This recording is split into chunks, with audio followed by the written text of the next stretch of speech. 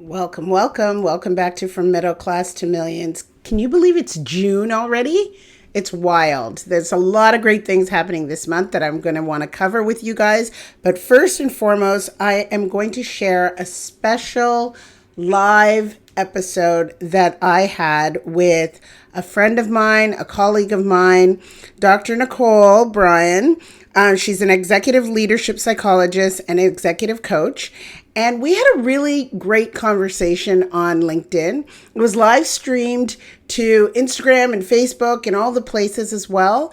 And I really want you to hear this conversation that we had because we were talking about how to make your money work for you so you no longer have to work so hard for it. Something that's near and dear to my heart. This is speaking to all of you who are out there, not only the corporate folks, but the folks who even own businesses and you've been working all these years. And I want you to really sit back and listen to this episode and grab the nuggets that pertain to you. There's something in here for everyone. I want you to hear it. If you want to see it live and actually watch the conversation, you can go over to LinkedIn to Dr. Nicole's page or to her YouTube channel, and I can link that here. But I want you to participate in this dialogue and listen attentively because the information in here could make you hundreds of thousands of dollars. So make sure that you listen and let me know what you think about this because I think it was such a great conversation. Also, if you've been following me on all the places, you know that I did a financial fluency challenge. For 10 days, I issued a financial word that you could use in your life to improve your financial situation, to make you more financially literate, and also to enable you to see how you could use that knowledge in your everyday life. I'm not just throwing out terms so that you can, feel like a smarty pants at a party. I want you to actually implement these learnings, these teachings, these words into your vocabulary and into your real life. And so if you've been following me, you've seen a lot of this on social media, but I'm also going to do something extra. I am going to go through all of these terms with you on June 17th at 7 p.m. Eastern.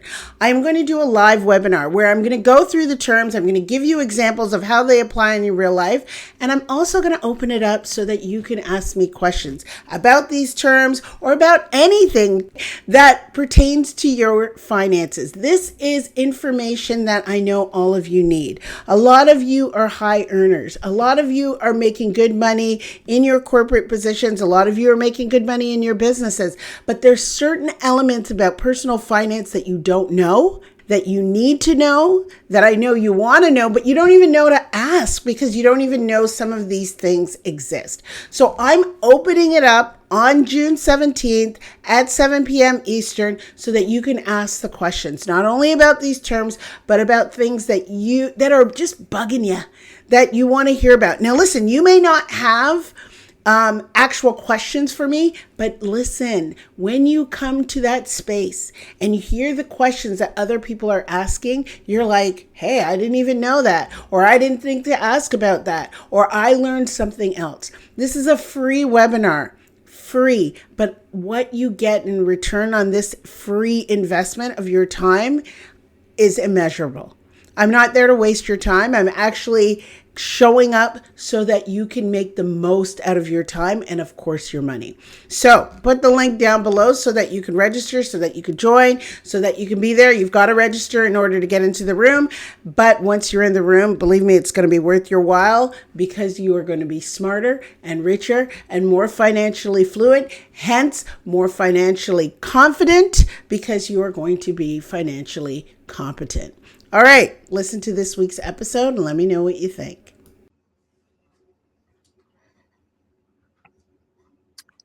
Okay, let me see if I can hit this go live on Instagram as well.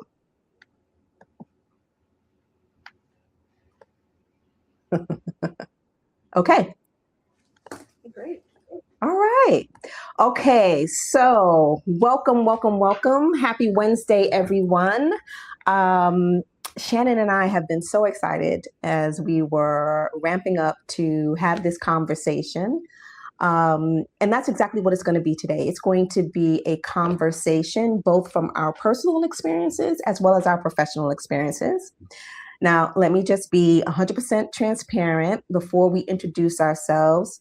Shannon is my BFF, well, close to my BFF. So Shannon and I know each other off of any of these platforms. We are in a group program together and have been getting to know each other for the last several months. So we may have an insider joke or two that we'll let you guys into, but just in full transparency, we are colleagues as well as friends.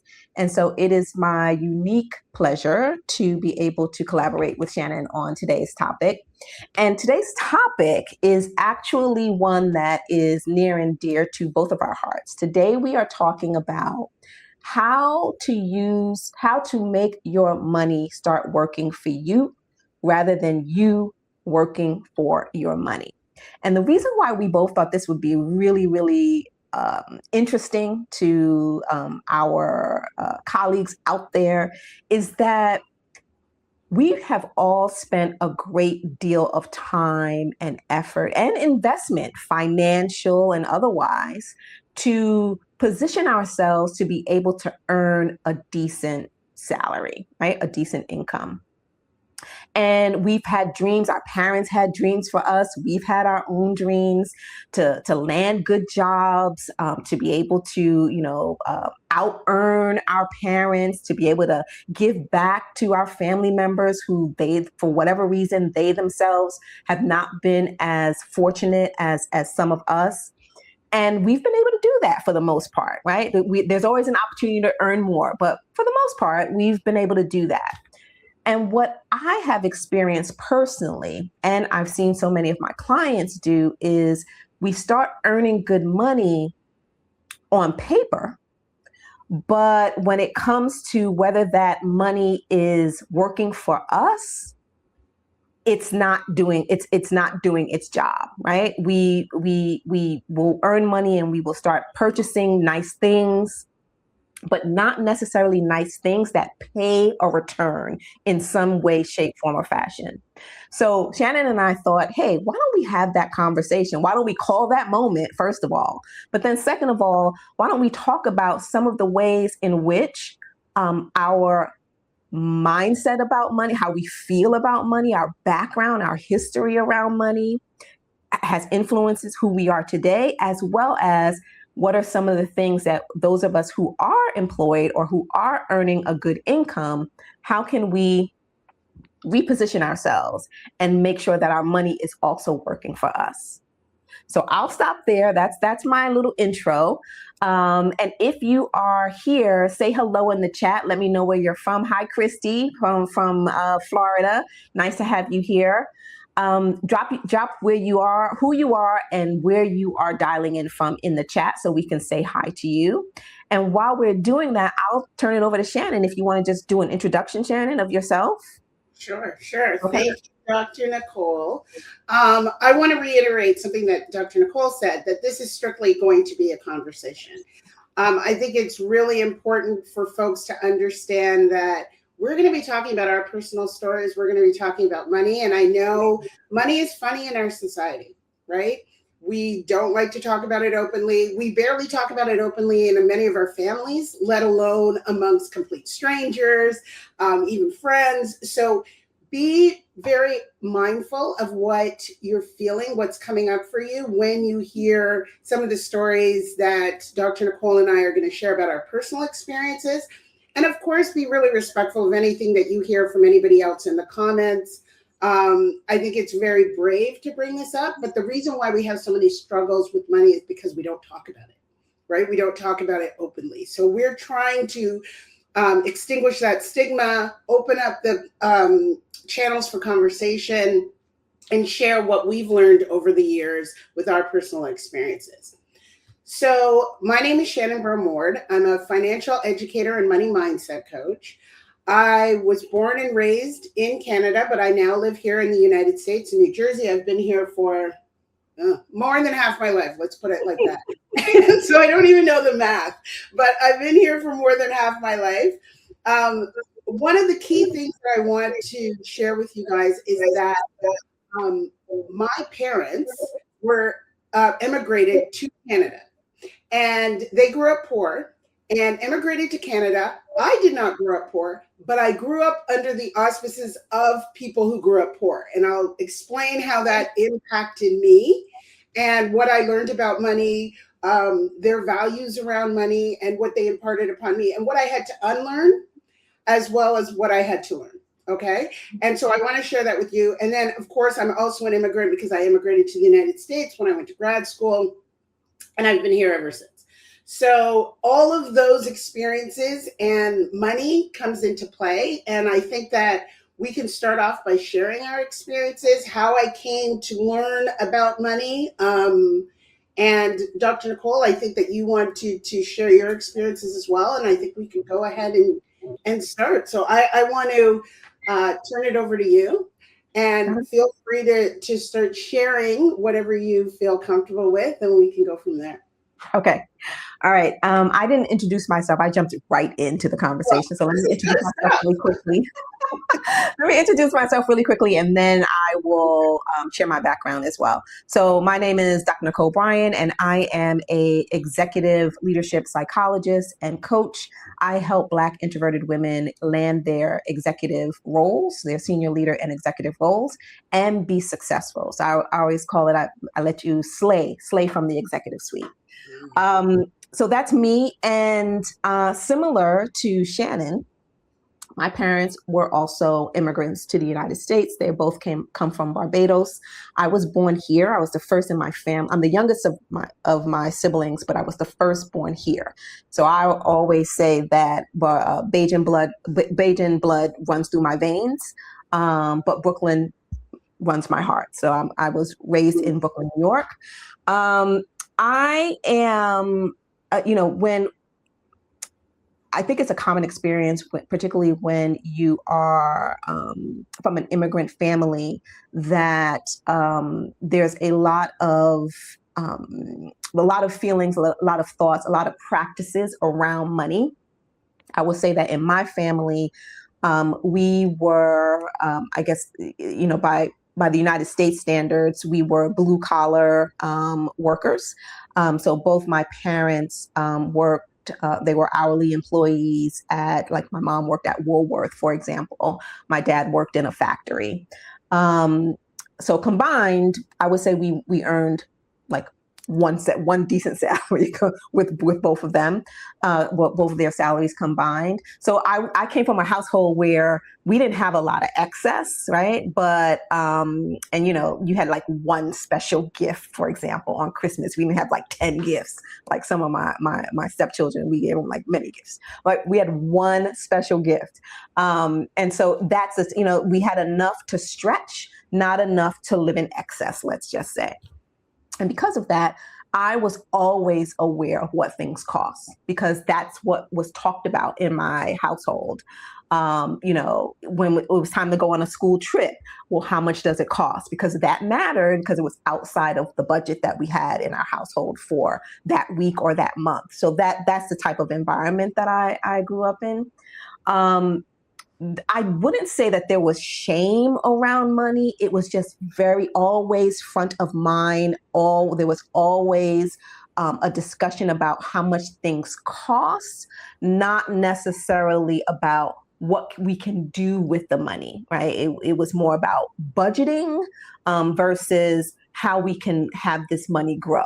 And I want to be clear, my parents, they had already been successful. Just being here in the United States, leaving Barbados, coming to the United States and raising their family, they already surpassed the dreams that they had for themselves and that, their parents had for them. So they were already successful, but things were always very, very tight.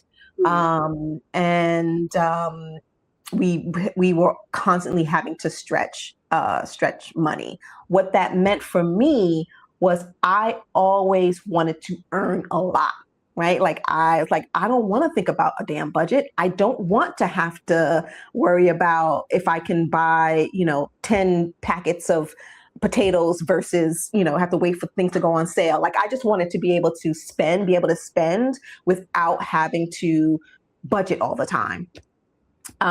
Which, for example, when it came for me choosing a career, the very first career I wanted to be was a teacher. Then I found out what teachers earned, and I was like, hell no, that's not for me because it doesn't make enough money. Right? I'm gonna keep going until I can. Right? So you can see the pattern of how my experiences as a young person kind of informed my beliefs about money or my experiences with money, and then informed what career that I ultimately chose. Ultimately, I became a human resources executive, and I wanted to go all the way to the top, not necessarily because I wanted to help more people. That came, but the original, impetus for me wanting to take my career all the way to the top was because I knew that the top people were earning the most money, just being completely honest, right? And so that's kind of how it has played out with me. I have more to share in terms of decisions that I made along the way, but that's kind of how my mindset came to be. I will say that I eventually, one of the reasons why we're having this conversation today is when I got exposure to money and I started to understand not the power of earning a lot, but the power of that money could give me in terms of making decision making, like options, choices. My mindset started to shift about money. It wasn't necessarily about how could I earn more. It started to shift to, okay, what can I do with it? What impact can I make with it? How can I stop earning and start building wealth? Like it's the way I thought about it and what I wanted to use.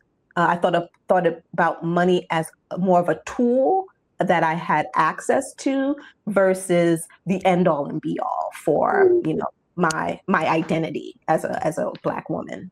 So there was a shift there when you realized, okay, it's not solely about how much income you could generate, but your net worth and the wealth that you could create that could allow you the options.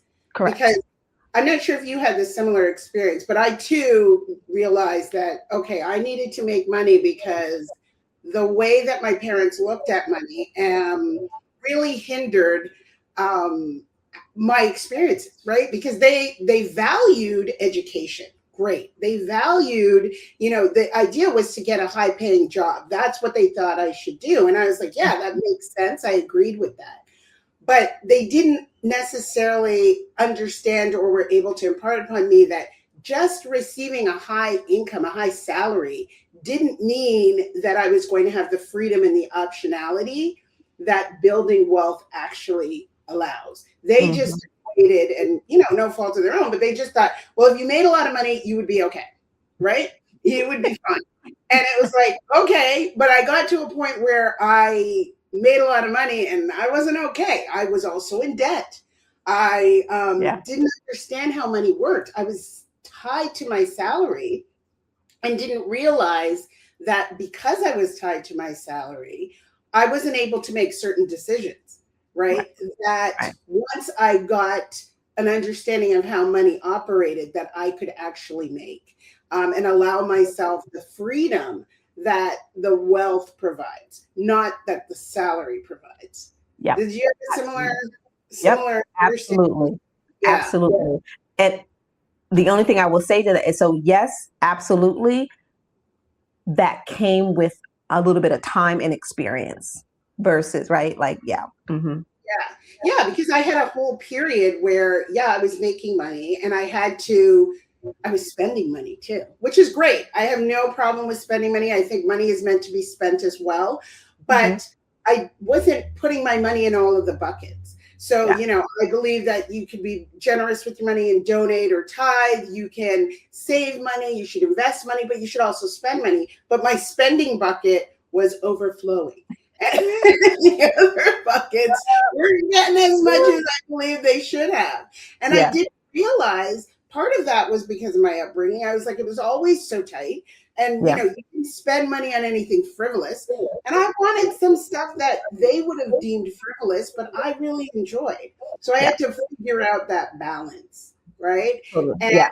people have a great opportunity when they're working in corporate. And I worked in corporate pharma for 20 years.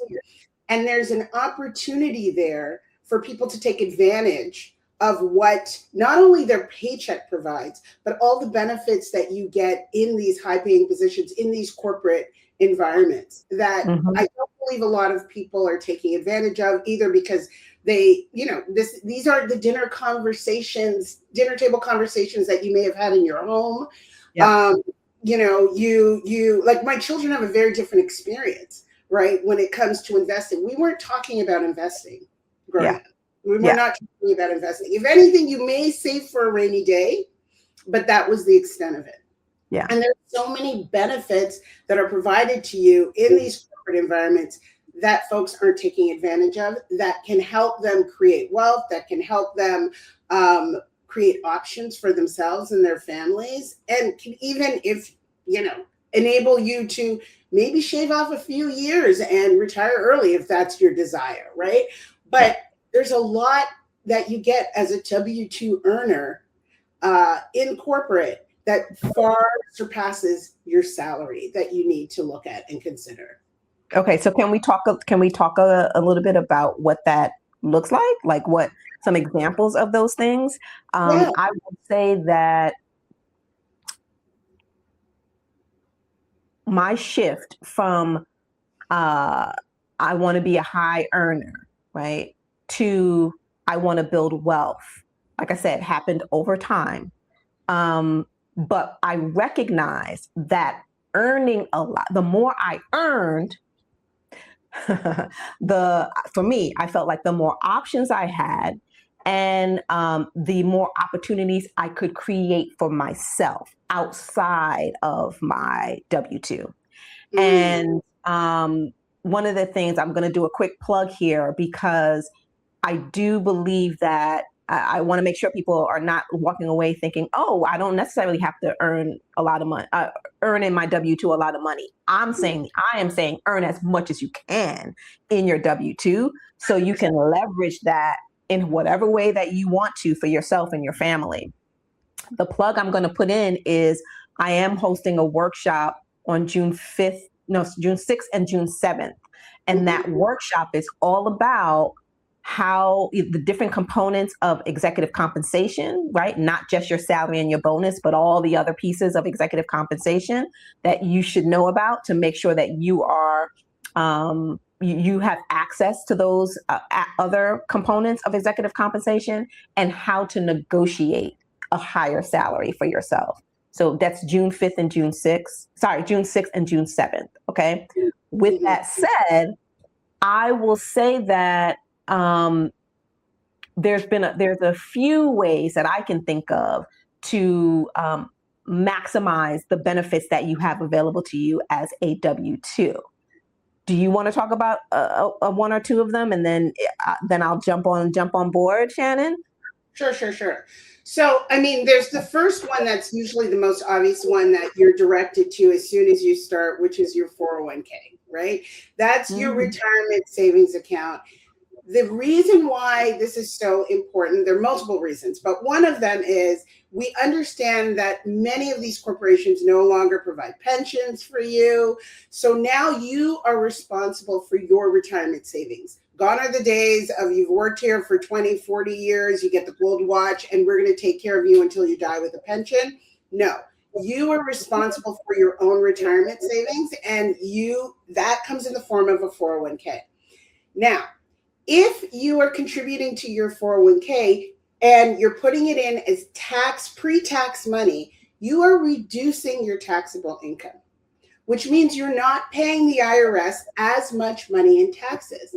That means that money that you would be paying the IRS, you're investing in yourself, right? This is for your future. This is for when you retire. You don't necessarily have to wait until 59 and a half. There are ways that you can access this money long before 59 and a half without penalty. I'm not going to get into all of those, but there are ways in which you can do that.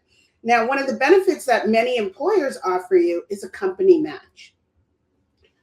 I strongly advise everyone, even if you're just starting to think about investing, please invest up to the company match at the very minimum. That is, I don't call it free money because you're showing up and you're working. It is part of your benefits package, right? So it's like you turning down your vacation time. It's turning down healthcare. It's turning down any of those benefits that are afforded to you in your package. Get that money. I will clearly, and this is across the board, my 401k match amounted to $250,000 over the years. Do not leave that money on the table. Right off the bat, make sure you're investing at least up to the match. So that's the first one right off the bat, where people can really start putting upwards. I think this year, if you're under 50, 23,500. If you're over 50, there's some catch-up contributions that you can add to that. That's a considerable amount of money right off the top that you can be investing through your employer that, you know, can go towards your retirement benefits. So that's number one. Yeah. The second one that I would say, before we move on to number two, what I would say there is again, full transparency, I have taken a number of career breaks throughout my 30 years, right? And in the workforce. And some of those career breaks have been self-select. So I've self-selected. Some of them, not so much. I got laid off a couple of times and that just extended for a long time. But I will say that I am one of those people who had to dip into my 401k. Right. And I did not take a loan out on the 401k. Right. We can talk about the pros and cons on that. I did not take a loan out. I actually went into my 401k dollars and used that money. Damn near depleted it. Okay. And I remember recognizing that I don't know if I would be able to replenish it, but I had to use the money because I didn't have access to anything else. One of the benefits of earning a lot, like negotiating higher salaries for me, was that I got to double down on my 401k later in life, right? So that was, I started back building up my 401k when I was in my late 30s, early 40s. And because at that time, I was earning triple what I was earning when I had to dip into it, I was able to replenish it. Right. I was able to not only replenish it, but I got access to other vehicles as well as a hire, like 457B, et cetera. Like things that the average W-2 employee does not necessarily have access to. Right. So I say that because there might be some people here who don't necessarily have a big 401k account right now. And you might be thinking, oh, it's too late for me. And I will say to that, it is never too late, because that money it will compound. Whatever you put in it, it will compound. It will grow. It will start working for you. Right? You worked for it, but it will start working for you as well. And that, to me, is what we want. We want the money that we have worked for to give back to us more than a dollar for dollar, essentially. Okay. 100%. And Dr. Nicole, that's so important because this is a two-pronged approach. Earn as much as you possibly can, because that money will then contribute to your investments that will then work for you. But also you can control your expenses. So not only are you controlling the income, earn as much as possible. The more you earn, the more you can put aside if you're also controlling for your expenses. Because we all know, at least I know, you can earn a lot and still spend as much as you're earning and then some. And that's how we end up in debt. So if we control both ends, earn as much as possible. Yes, by all means. But make sure you're controlling for the expenses so that you can put some more money aside. So we have one LinkedIn user. I'm going to ask you to tell us what you're talking about. One LinkedIn user, we can't see her name, but she's like, this hits too close to home. I'm hoping it's hitting closer home in a good way, but tell us what you're talking about and we'll come back to see what you mean. Okay, so number one was invest in your 401k as to the max if it's at all possible. Okay, what's number two? What's the second one, Shannon? Correct. And there's a caveat to that too. I just want to add, I never invested to the max. Not saying that you shouldn't. I never invested to the max. I'm still okay. Okay. Yeah. So I don't want you to feel like, oh my gosh, how am I supposed to do this? There were other things, other responsibilities that I had. So I couldn't invest in the max, but if you can, and be honest with yourself, if you truly can, max out those retirement accounts. Absolutely. The second account that I think a lot of people sleep on that's through their employer is their health savings account. If you have a high deductible health plan, then your health savings account is another way to save money. There's triple tax compounding. I'm not going to go into all the details about it right now, but this is another investment account. A lot of people have their high health savings account where they're putting money in it and then they're using the money for their appointments. No. This is money you can invest that you could be using for retirement much later as well. Okay. If you can pay your health expenses out of pocket now, great. Take this money, it's pre-tax money, and invest it in the market just like you're investing for your 401k. So it's like you're getting a bonus retirement account that your employer is also funding.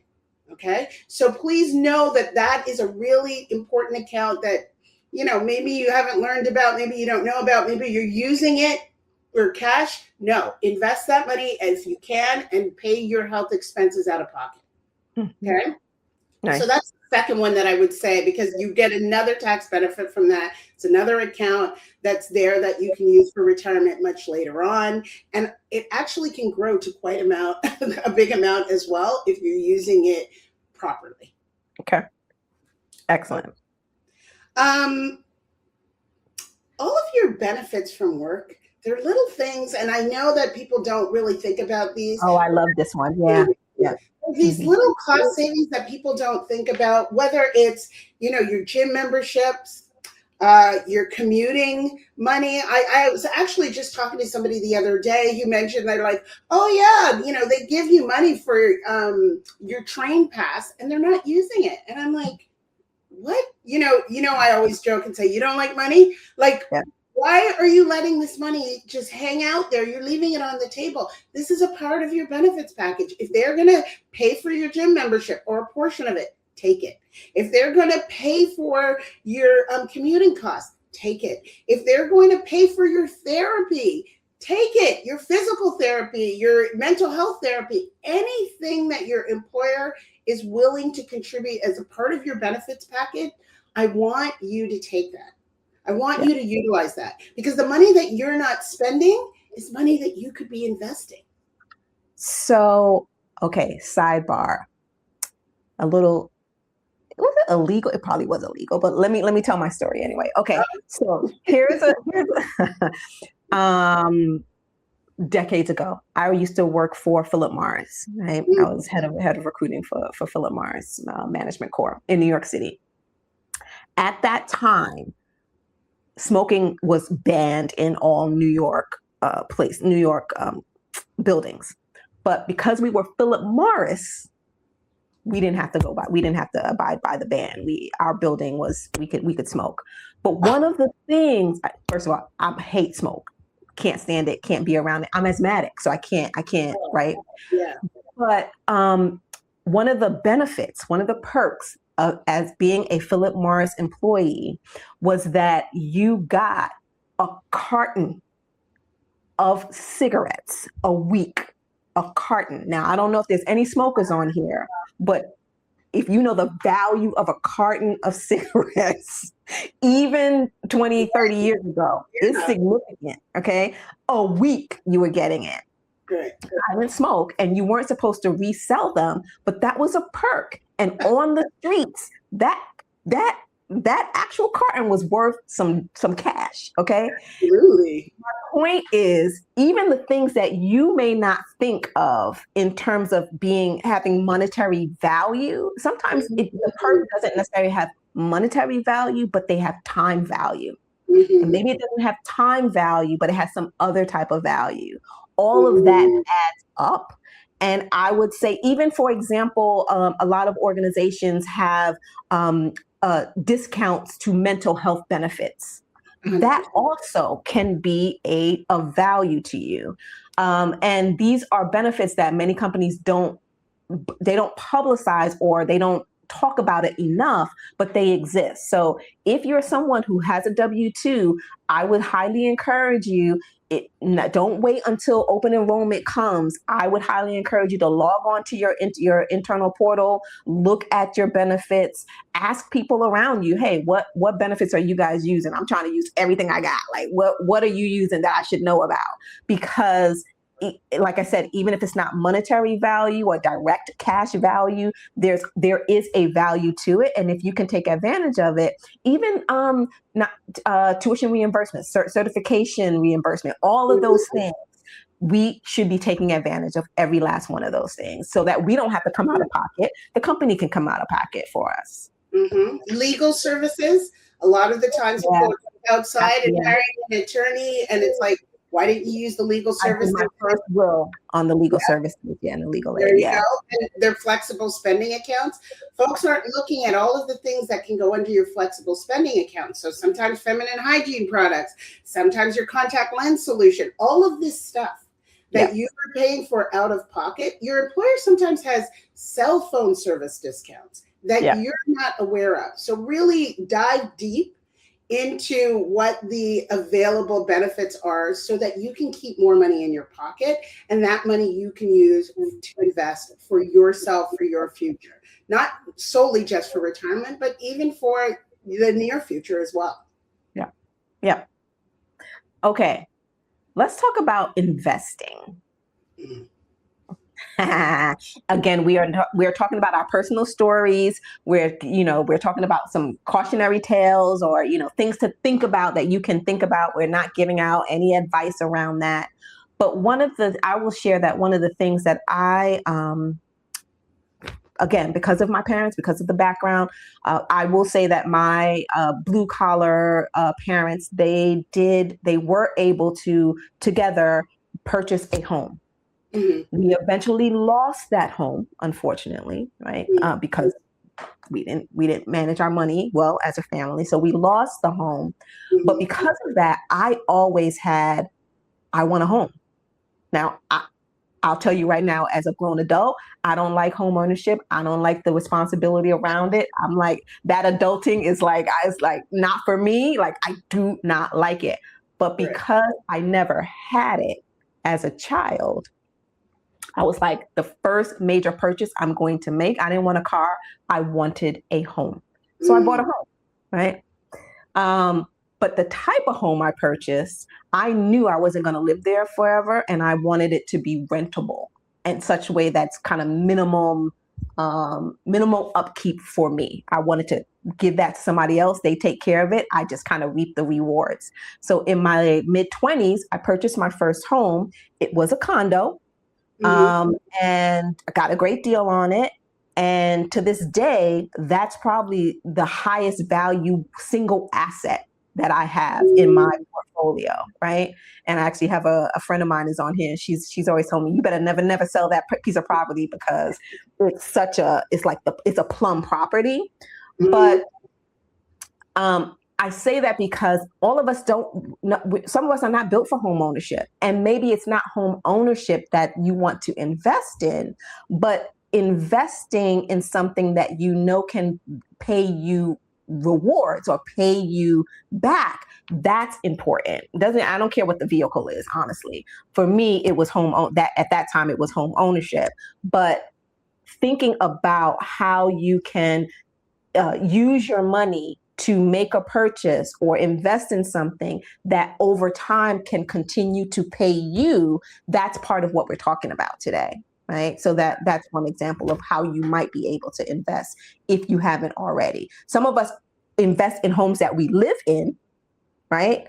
But that may not necessarily be paying you back, right? Or unless you invest in a multifamily, you live in one unit and other people live in other units, and then that's kind of starting to pay you back or paying your mortgage, et cetera. So that's one way. That's one way to invest. Yeah. I think that, culturally, we're so ingrained in this whole idea of buying a home and owning a home. And I'm with you, Dr. Nicole. Home ownership is a pain in the neck. Honestly, it is. It's like, it is a lot of work. I didn't think that 20 years ago, but now I'm like, I'm over it. Like, I don't really care, but I understand why people want to own a home. Now, I never think of your primary residence, unless it's a multifamily, like you said, as your primary residence as an investment.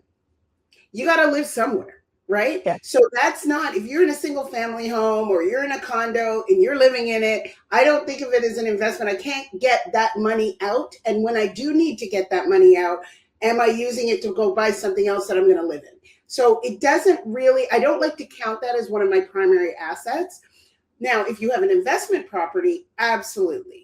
Absolutely. If that's providing you with income, if it has equity that you can utilize to then invest in other things, absolutely, that makes sense. But there's a lot of work that is not passive income. Investing in the stock market is the most passive way for you to generate income, dividends, interest, capital gains for yourself. It really is the most passive way. You're going to work, you create a salary, you generate income, you take some of that income, you put it in the market, all goes well.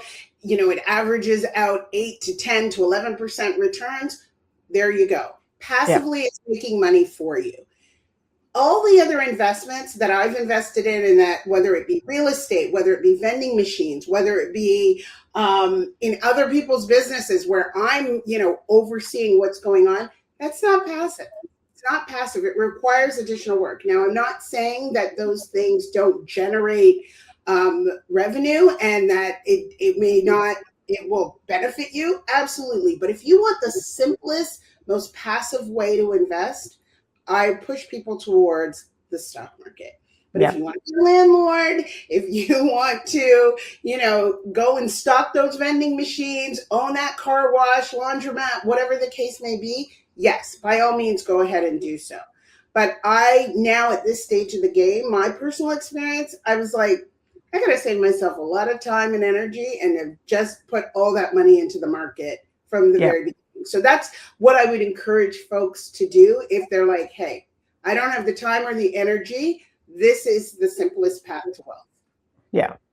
Love it. Yeah. And, again, if you do have a 401k or some type of retirement vehicle, most retirement vehicles give you the opportunity to invest in the market. Like it's right. Like that's how it earns money over time without you having to do anything, right? Except, make your regular contributions to it. So I am a huge, stock market, and I am a lazy investor. I don't want to look you up. I don't want to know anything about, right? Give me a market fund, right, an index fund or the whatever. Like that's all I care about. I do not want to have to cherry pick certain, right? Like, because to me that feels like work. And so I am a lazy investor when it comes to the stock market.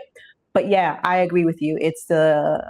I can count on the stock market to move up and down, but I can over time, the average return for the history, the 100 plus years of the stock market, we know that it's going to do that 8 to 11% for sure. Exactly. And it's always trending upwards, right? Yes, there are dips, there are times when it goes down. If we think about, it was probably a month ago when it plummeted, and now look at it, right back up and beyond. It's still at its highest level. The S&P 500 is at the highest level it's been at ever. So it's reaching highs every single time. So it's consistently, as long as this market, the U.S. economy is the strongest economy, then I would recommend that people do that. Now, I know we talked a lot about retirement accounts because we're talking about accounts that you can invest in through work, but you can also invest outside of work, where it's so imperative for you to get that maximum salary, right?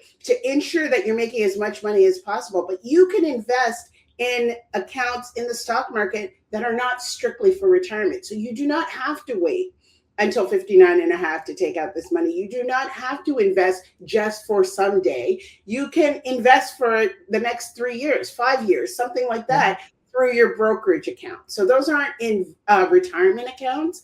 Those are accounts that as long as you keep the money in there for over a year, which is the long-term capital gains, then you can invest in those accounts and you can access that money readily, right? So you don't only have to invest in retirement accounts. I want people to understand that. So even though those retirement accounts tend to be tied to your work, not IRAs, but 401ks and all of those, the impetus is for you to make the money at work, control that income, make as much as possible so that you can invest in many different arenas.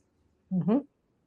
Okay. Let me pause and say, if you guys have any questions for us that we can answer while we are here, let us know.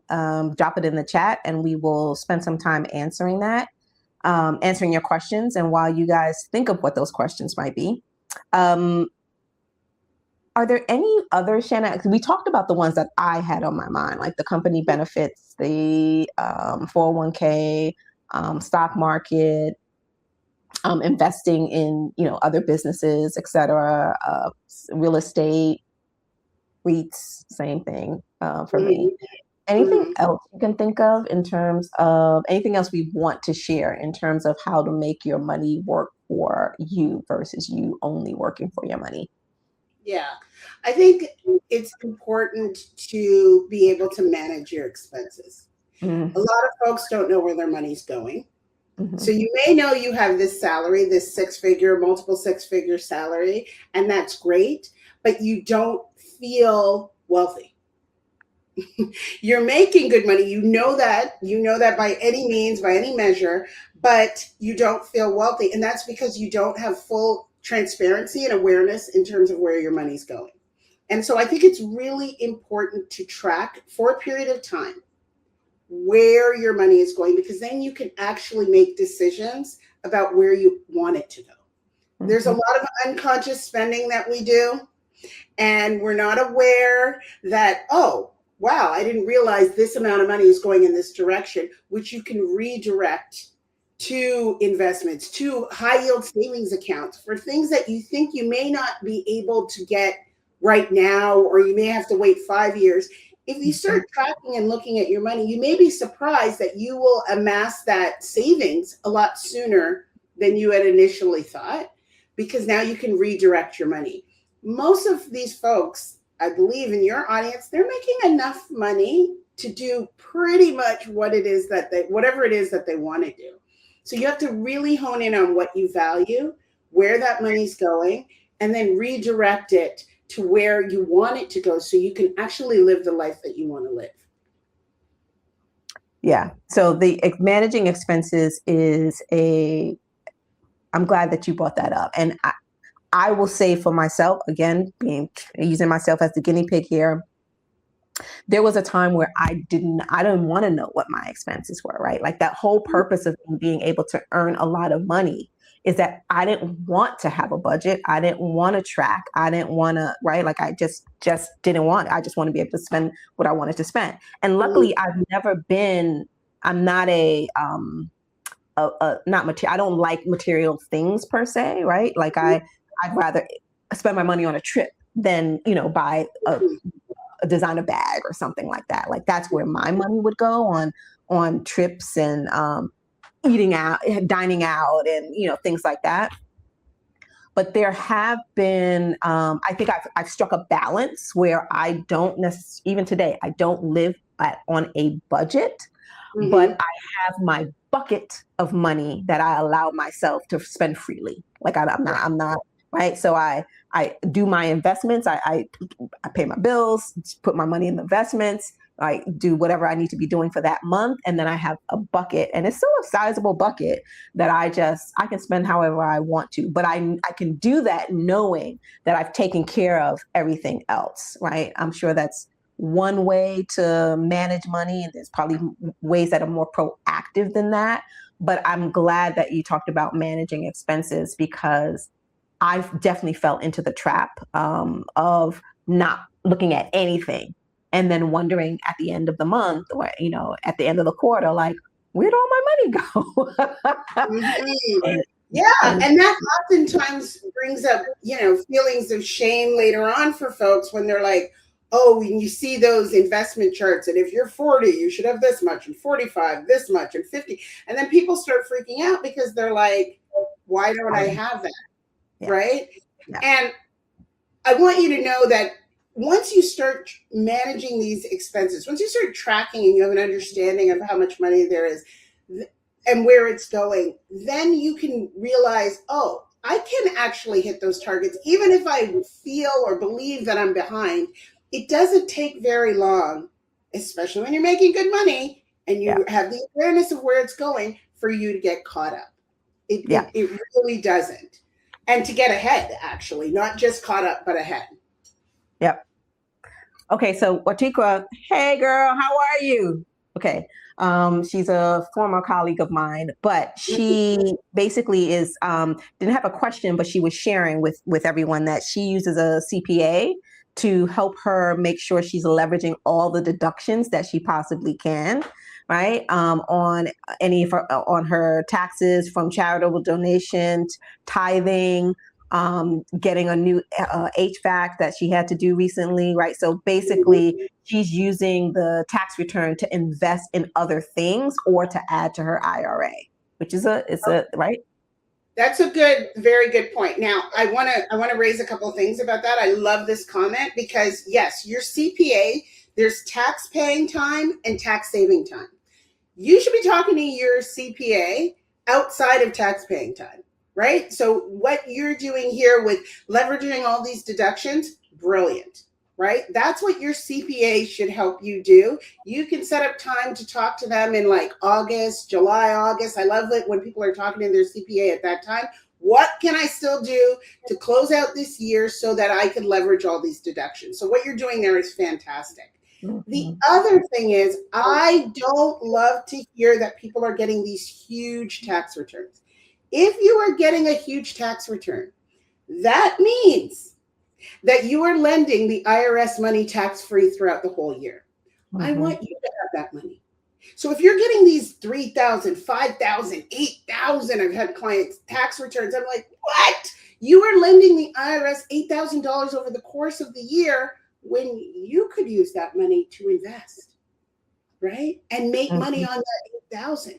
So I want you to just revisit with your CPA what's going on there. Are there more pre-tax investment strategies that you can use? Are there other places where you can put that money to lower your taxable income so that you're not lending the IRS that much money every single year? I love a tax return that's $500 or less.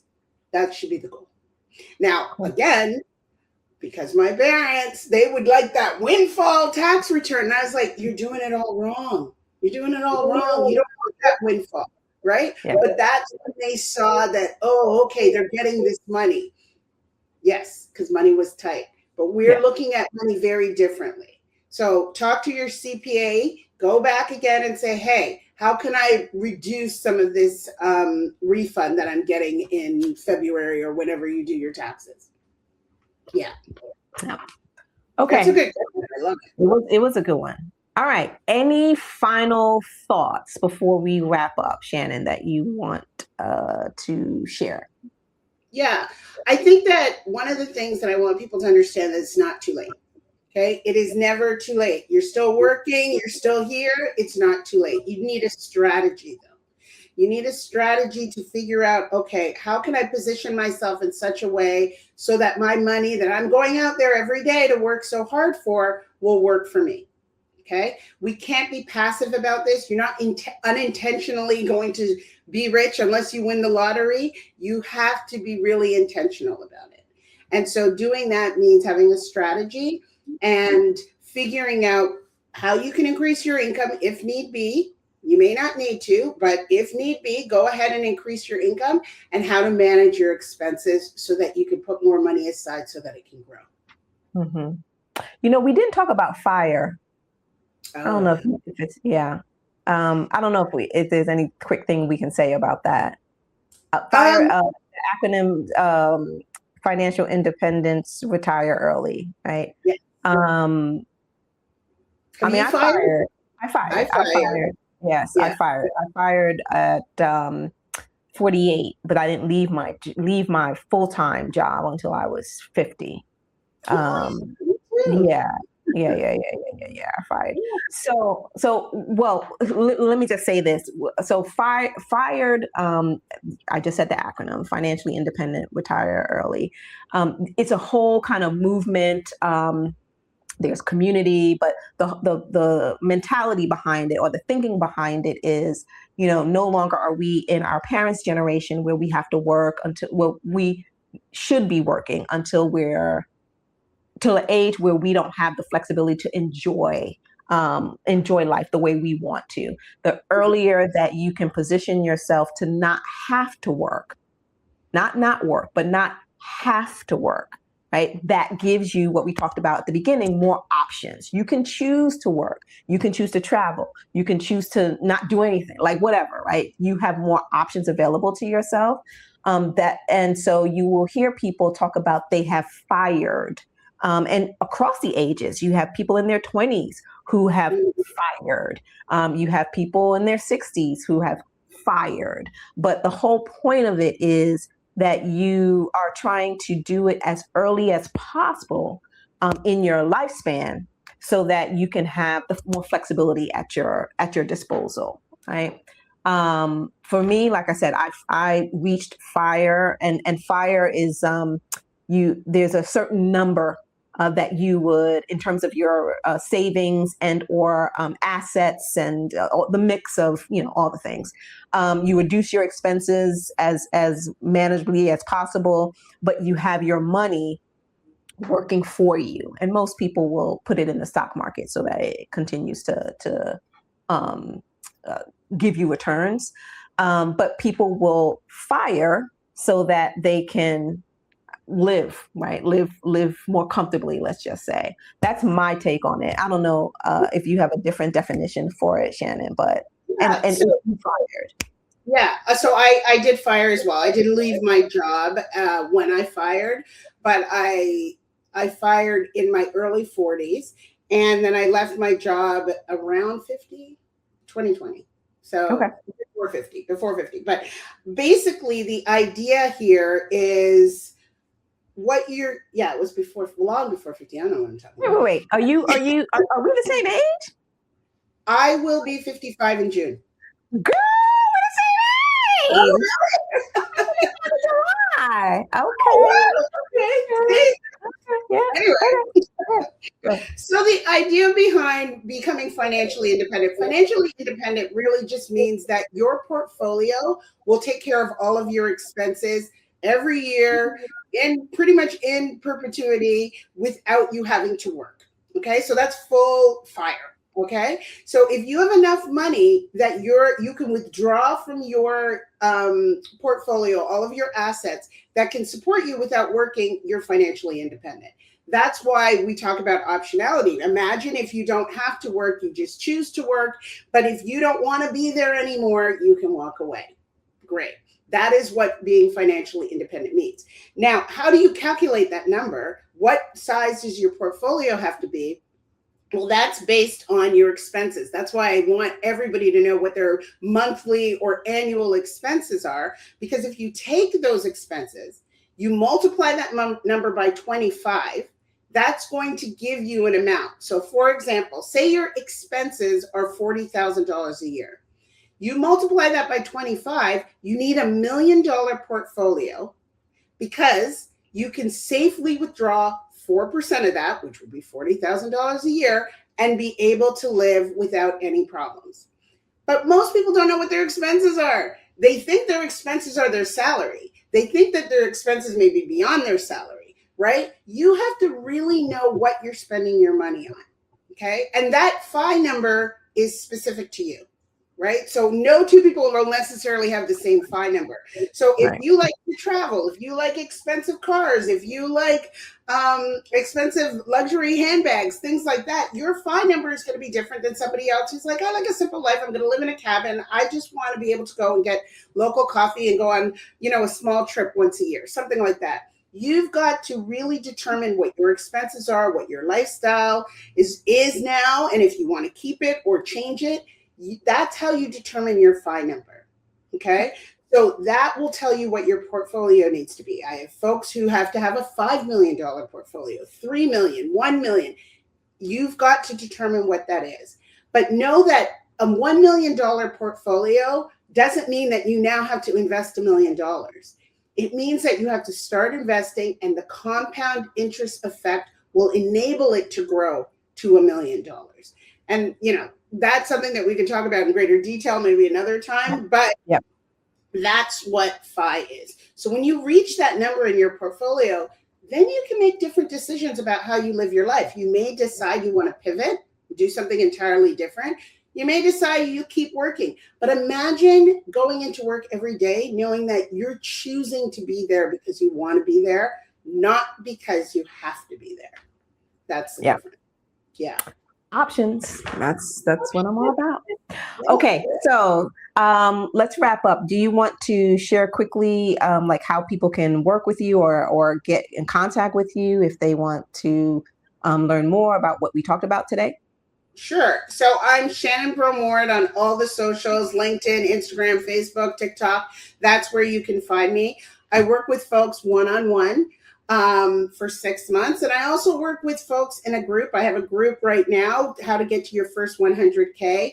Those folks are beginning to understand how they can start investing, or for the folks who are already investing in their 401ks, let's say, for example, but they're not quite sure what's going on, and they want to learn more about how they can self-manage because they may have a financial advisor and they don't know what the hell that person's talking about.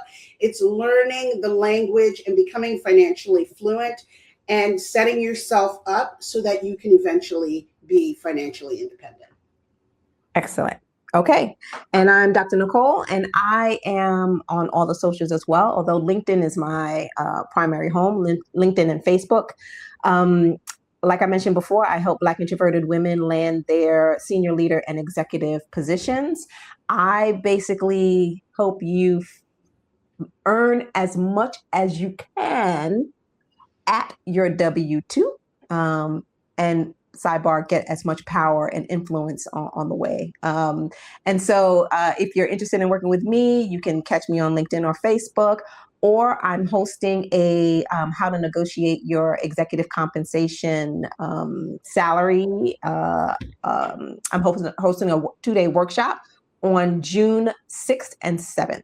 So if you're interested in that, then you can find the link to it on my LinkedIn page. That's okay. So good. I'm Thank so you. excited about it.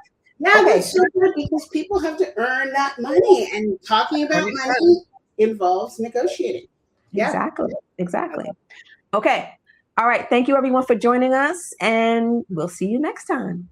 Thank you.